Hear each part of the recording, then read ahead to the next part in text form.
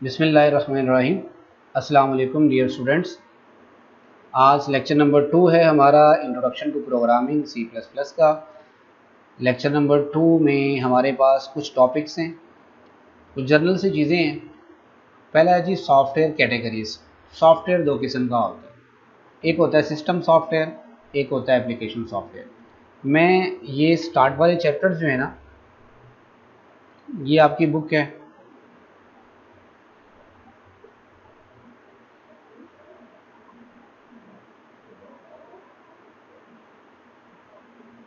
ये second chapter है। इसमें काफ़ी डिटेल में चीज़ें लिखी हुई हैं, डेफिनेशंस लिखी हुई हैं। अब देखिए, मैं डेफिनेशंस नहीं करवाने वाला आपको, मैं वो चीज़ें आपको करवाने वाला हूँ जिनके कॉन्सेप्ट्स हैं। जिन चीज़ों के रट्टे लगाने हैं वो आप लोग खुद ही तैयार करेंगे। हाँ, मैं नेक्स्ट लेक्चर में ये करूँगा कि आप लोगों को लेक्चर के दरमियान में उसकी एक लिस्ट दे दिया करूँगा कि ये टॉपिक है, इसकी डेफिनेशंस, यानी ये याद करने वाली चीज़ें हैं, ये आप लोग खुद याद कर लें। जो अंडरस्टैंडिंग वाली चीज़ें हैं हम उनको लेके चलेंगे, क्योंकि अगर तो हम इस बुक की तरफ चलना शुरू कर दिया तो ये तो बहुत डिटेल से बहुत लंबा लिखा हुआ है, और इतना ज़्यादा बर्डन एकदम से अगर मैं आप पे डालता हूँ तो आपके पल्ले कुछ भी नहीं पड़ना। हमारा मकसद है लैंग्वेज को सीखना, तो मेरा टारगेट भी यही होगा कि मैं आपको लैंग्वेज सिखा के ही दम दूँ।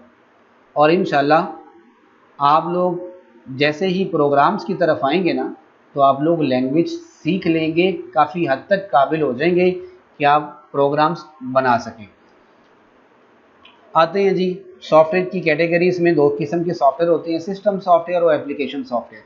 देखें भाई, सीधी सी बात है, आप लोग कंप्यूटर लेके आते हैं मार्केट से, कंप्यूटर लेके आते हैं और आपका काम है MS वर्ड पे या एक्सेल पे, ठीक है, या उर्दू टाइपिंग है, इन पेज पे काम है, या कोरल ड्रा पे काम है, डिज़ाइनिंग वगैरह करना चाहते हैं, फोटोशॉप है, कुछ इस तरह का काम है।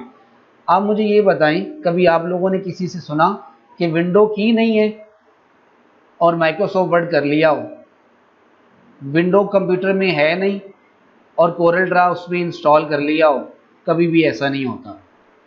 सबसे पहले आपका कंप्यूटर ऊपर, हमने कंप्यूटर को गाली दी थी ना, सॉरी हमने नहीं दी थी, बुक वालों ने दी थी कि ये स्टूपिड्स हैं। अब देखिए, कंप्यूटर जो है इसको तो पता ही कुछ नहीं है।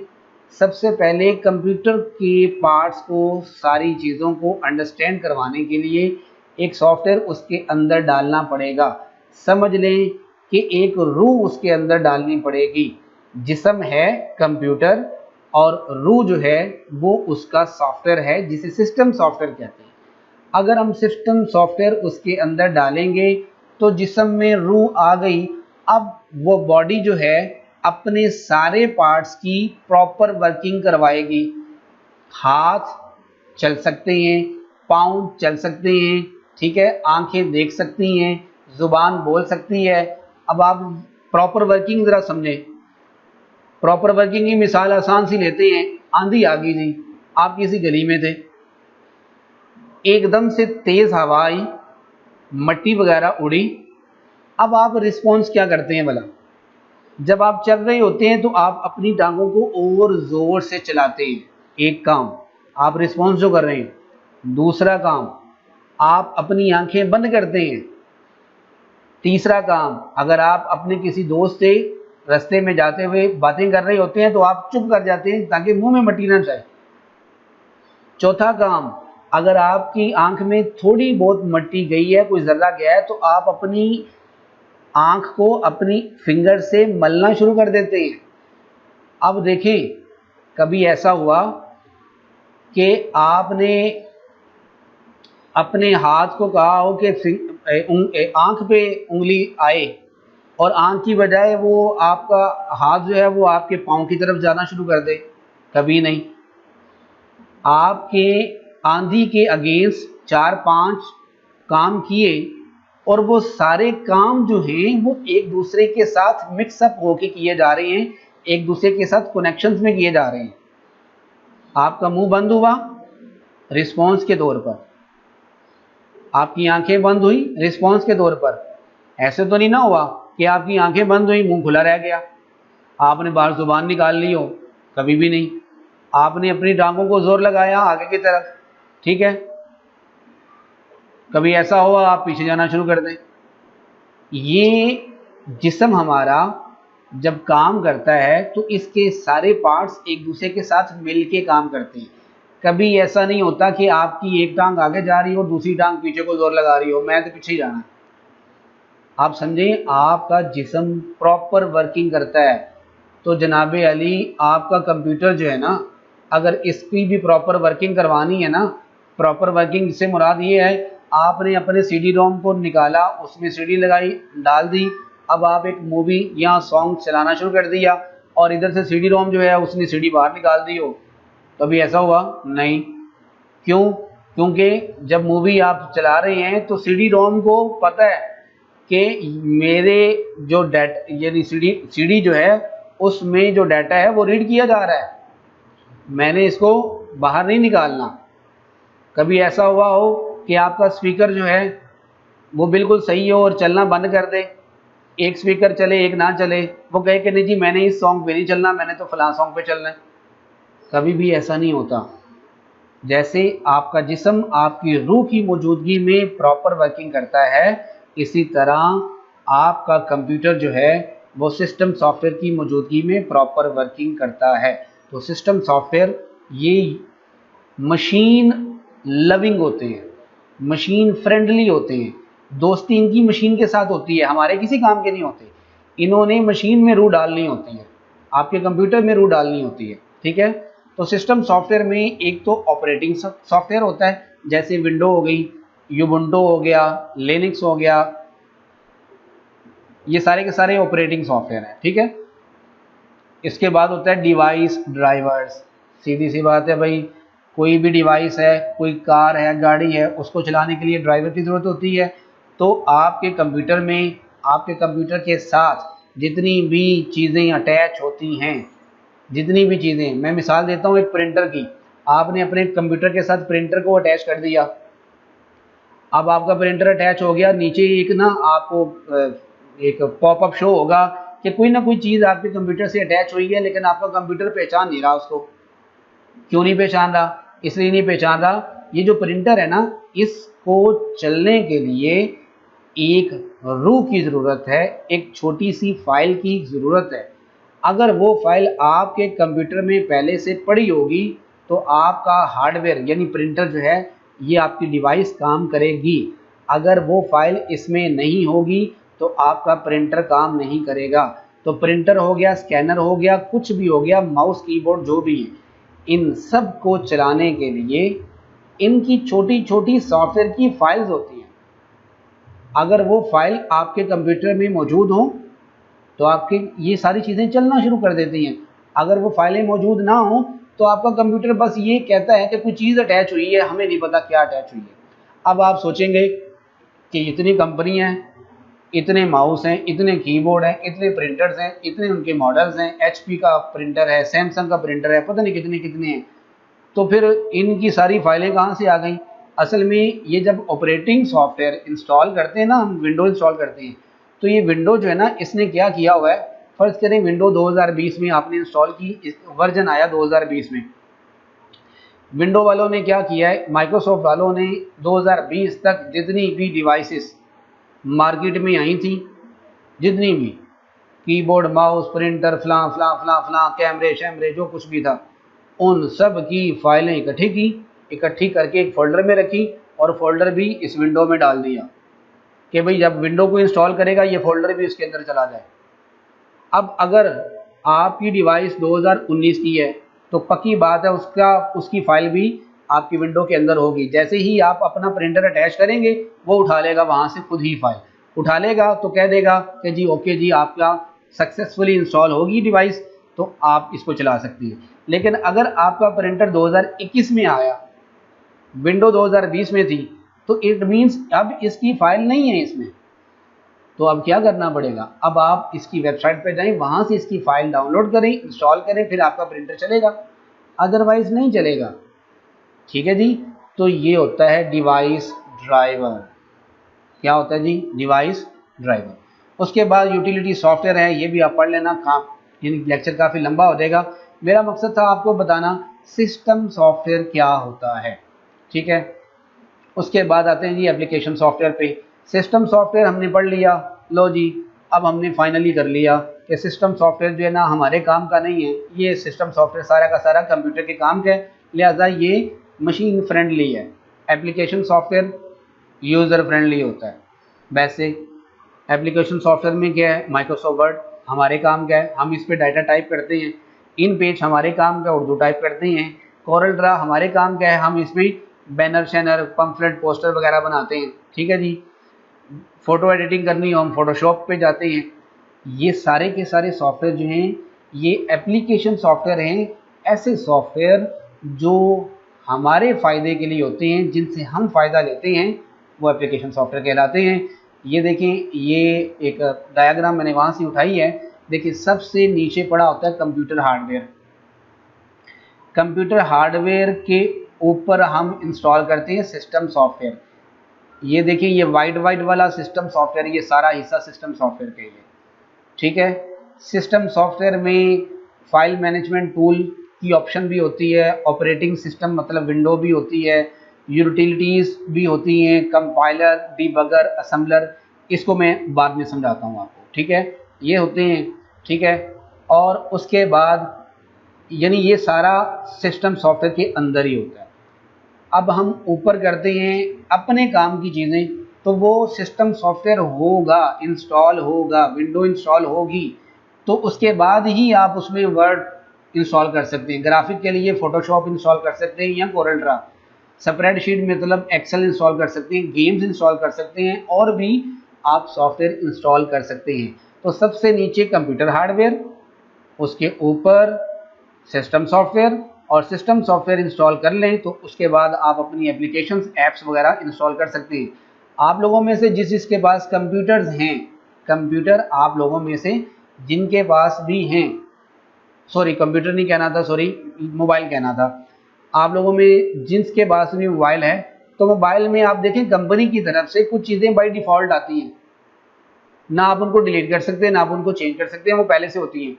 अगर कंपनी वो चीज़ें ना दे या वो उड़ जाएं, तो आप मुझे उसमें ऐप्स इंस्टॉल करके दिखाना। आपका चलना ही नहीं है, ऐप्स कैसे इंस्टॉल करेंगे?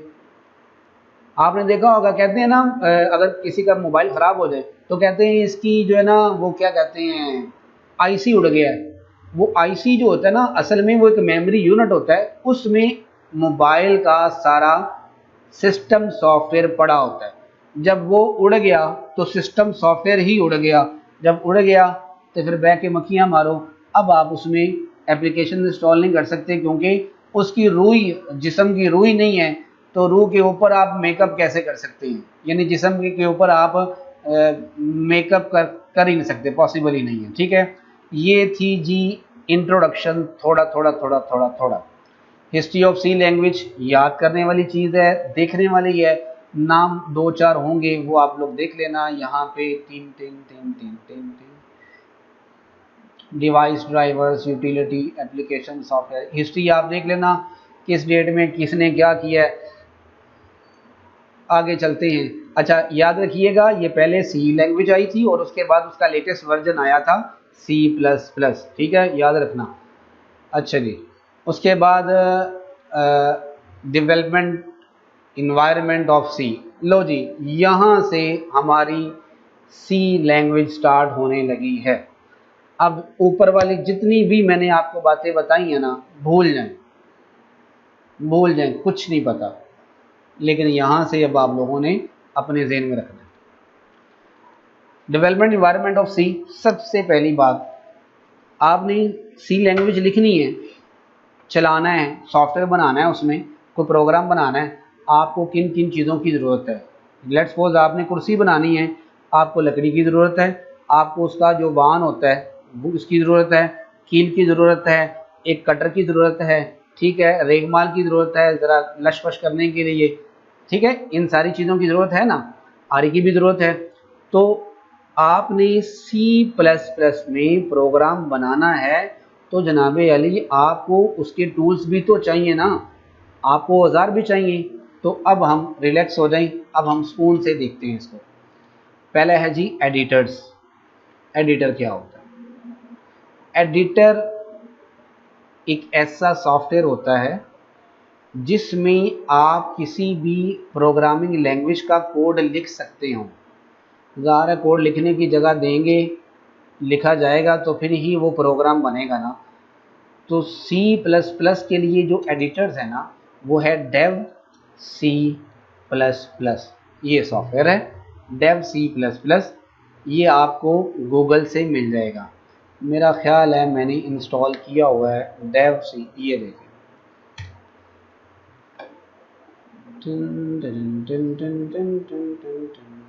ये मैंने ये वाला एम्बाराडेरो डेव C++, नाम काफ़ी लंबा था। ये सॉफ्टवेयर है, एप्लीकेशन है। ये मैंने न्यू डॉक्यूमेंट पे क्लिक किया, ये सामने इंटरफेस आ गया। इसका लिंक मैं दे दूंगा डिस्क्रिप्शन में, उस पर क्लिक करना, डायरेक्ट ये डाउनलोड हो जाएगा। उसके बाद इंस्टॉल करना, जो भी आए ओके यस करते जाना, इंस्टॉल हो जाएगा। ओपन करेंगे तो ये सामने आ जाएगा। अब देखिए ये है एडिटर, इसमें हम कोड लिख सकते हैं इसका, ठीक है, ओके। इसी तरह अगर वो जो मैंने आपको दिखाया था ना, ये देखें, ये हमारा वेबसाइट, ठीक है, वेबसाइट HTML इसका कोड होता है, ठीक है ना, HTML की लैंग्वेज में होती है। अब HTML भी आप इस एडिटर पे लिख सकते हैं, लेकिन इसने इसको आगे लेके नहीं चलना। HTML के लिए आप यहाँ पे नोटपैड है, विंडो में पहले से ही होता है, नोटपैड में आप इसकी कोडिंग कर सकते हैं HTML की। मैं C++ की बात नहीं कर रहा। तो HTML का एडिटर जो है ना, ये नोटपैड है। आप नोटपैड में, अब आपका सवाल है कि आया हम नोटपैड में C++ की कोडिंग कर सकते हैं? मेरा जवाब है बिल्कुल कर सकते हैं, यस। लेकिन आप इससे अगले स्टेप पे नहीं जा सकते। अगला स्टेप मैं आपको बताता हूँ बाद में। कोड लिख सकते हैं, लेकिन आप इससे अगले स्टेप पे नहीं जा सकते, वो मैं बताता हूँ बाद में। कोड लिखा जा सकता है, ठीक है। तो ये है एडिटर, इसमें हम क्या करते हैं, अपनी प्रोग्रामिंग लैंग्वेज का कोड लिखते हैं, ठीक है। उसके बाद है जी कंपाइलर एंड इंटरप्रेटर। कंपाइलर और इंटरप्रेटर क्या होता है? कंपाइलर इंटरप्रेटर से पहले ज़रा आप इधर आ जाएं। इधर है एक लाइब्रेरी लिखा हुआ, लाइब्रेरी। जब आप ये सॉफ्टवेयर इंस्टॉल करते हैं ना डेव C++ का, तो ये सिर्फ ये इंस्टॉल नहीं होता, इसके अंदर और बहुत सी चीज़ें जो हैं इंस्टॉल होती हैं। और इसमें एक फ़ोल्डर भी इंस्टॉल होता है, लाइब्रेरी फ़ोल्डर। उसमें बहुत सी फाइलें पड़ी होती हैं, बहुत सी फाइलें पड़ी होती हैं। असल में ये लाइब्रेरी क्या है भला? ये लाइब्रेरी C लैंग्वेज के रूल्स हैं। समझ लें एक बहुत बड़ी लाइब्रेरी है, उसके अंदर खाने हैं और उनके अंदर फाइलें हैं, फाइलों के अंदर पेज लगे हुए हैं और पेज पे कोड लिखा हुआ है, असूल लिखे हुए हैं, ठीक है। लाइब्रेरी में C लैंग्वेज के खाने बने हुए हैं, फाइलें पड़ी हुई हैं और फाइलों के अंदर हर फाइल का एक अलग नाम है और उनके रूल्स लिखे हुए हैं। बहुत बड़ा लेवल पे ये काम किया गया है। तो लाइब्रेरी जो है ये भी साथ ही इस एडिटर में इंस्टॉल हो जाती है, यानी डेव C++ में, ठीक है। अब कंपाइलर और इंटरप्रेटर की बात करते हैं। कंपाइलर और इंटरप्रेटर क्या करता है? आपने लिख दिया जी प्रोग्राम, ठीक है, कोई भी ABCD लिख दिया। लेट्स सपोज एक लाइन का, ये 2 लाइन है, 3 4 5 6 7 8 13 लाइनों का आपने एक प्रोग्राम लिख दिया, कुछ भी। अब आप क्या करते हैं, अब आपने इस प्रोग्राम को चेक करना होता है कि आया मैंने ये प्रोग्राम C+ के रूल्स के मुताबिक लिखा भी है कि नहीं। तो सीधी सी बात है, जब आपने इसको चेक करना है तो आप इसको उस बंदे के पास भेजेंगे जिस बंदे के पास इसके रूल्स जो है ना वो हिफज होंगे, पक्के होंगे। वो बंदा चेक करेगा कि पहली लाइन पे आएगा, देखेगा हाँ जी रूल्स के मुताबिक है वो कहेगा ओके, दूसरी लाइन रूल के मुताबिक है ओके, तीसरी रूल के मुताबिक है ओके, चलता जाएगा चलता जाएगा। आपकी सारी की सारी लाइनें रूल्स के मुताबिक होंगी तो ये आपको गुड का साइन देगा, कहेगा जी थम्स अप, वेरी गुड, आपने सारा प्रोग्राम सारा कोड हमारे रूल्स के मुताबिक ही लिखा है। अब हम आपको नेक्स्ट स्टेप में जाने की इजाज़त दे सकते हैं। ओके हो गया। अब वो बंदा जो बैठा हुआ है वो कौन है? वो जनाब वाली ये आपका कंपाइलर है।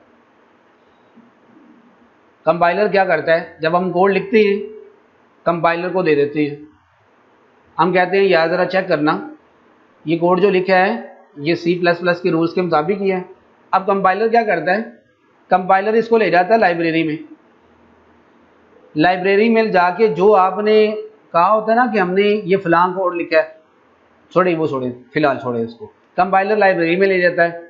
लाइब्रेरी में C++ के सारे रूल्स पड़े हैं, ये सारे रूल्स चेक करता है।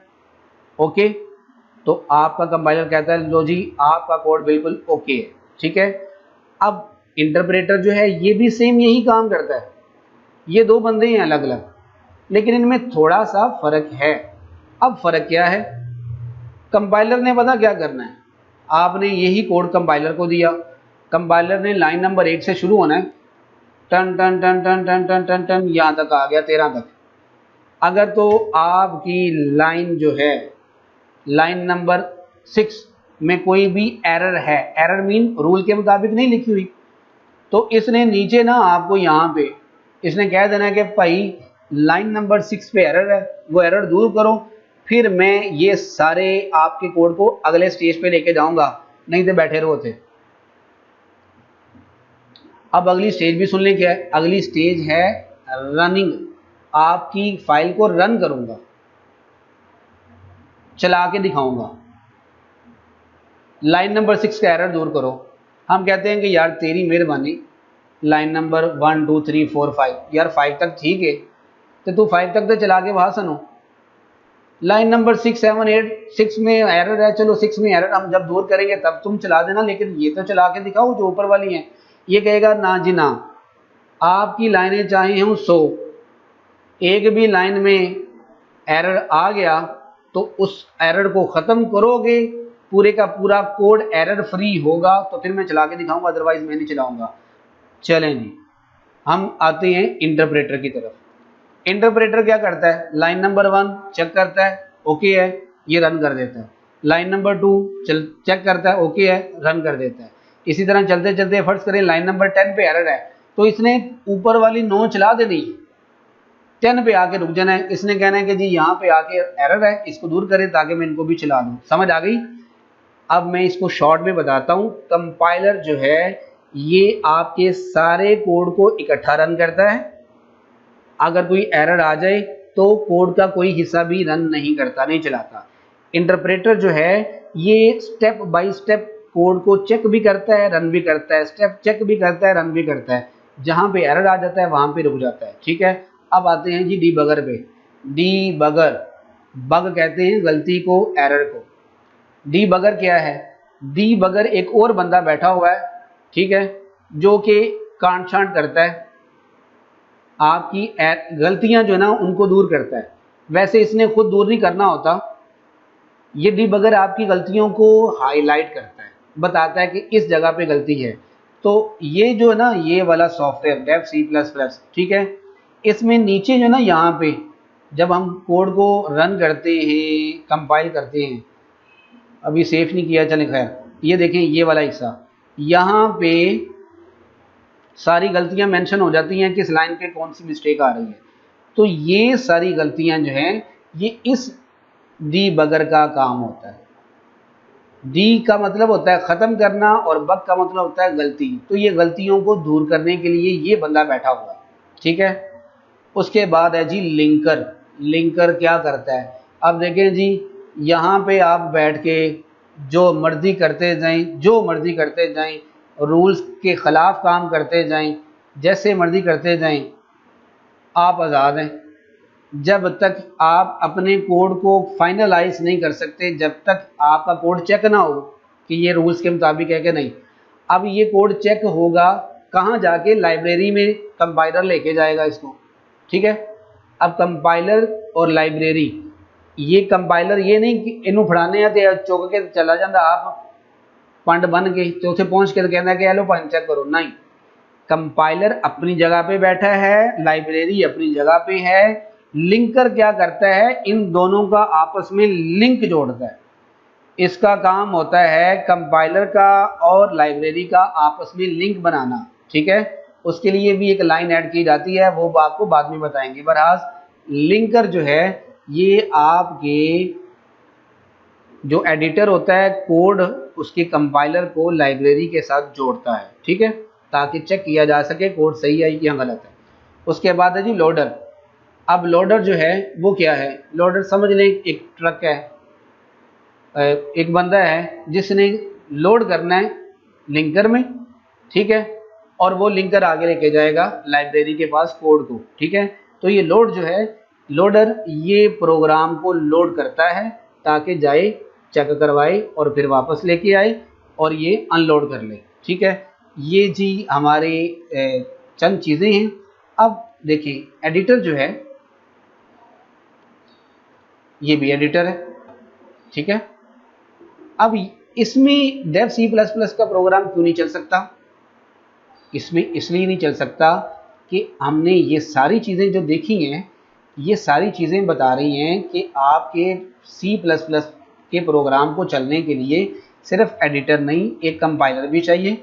डीप इंटरप्रेटर इसमें नहीं काम करता, एक कंपाइलर चाहिए जो कंपाइल करे, लाइब्रेरी के साथ चेक करे, डीबगर चाहिए जो गलतियां बताए कहाँ पे हैं, एक लिंकर चाहिए जो कंपाइलर और लाइब्रेरी का आपस में लिंक बनाए, और एक लोडर चाहिए जो लोड करे कंपाइलर पे प्रोग्राम को या लिंकर पे प्रोग्राम को और वो लिंकर आगे लेके जाए। इन सब की ज़रूरत है, ये सारे के सारे नोटपैड में नहीं है, तो लिहाजा नोटपैड बेकार है। डेव C++ इस बंदे ने जब ये प्रोग्राम ये सॉफ्टवेयर बनाया था तो इसने पता क्या किया था, इसने लाइब्रेरी भी इसमें रख दी थी, इसने कंपाइलर भी इसमें रख दिया था, डिबगर भी रख दिया था, लिंकर लोडर सब कुछ इसमें पड़े हुए हैं, ठीक है। तो इसलिए ये वाला सॉफ्टवेयर जो है डेव C++ का, this is a very suitable software for C++ programming. Okay, समझ आ गई।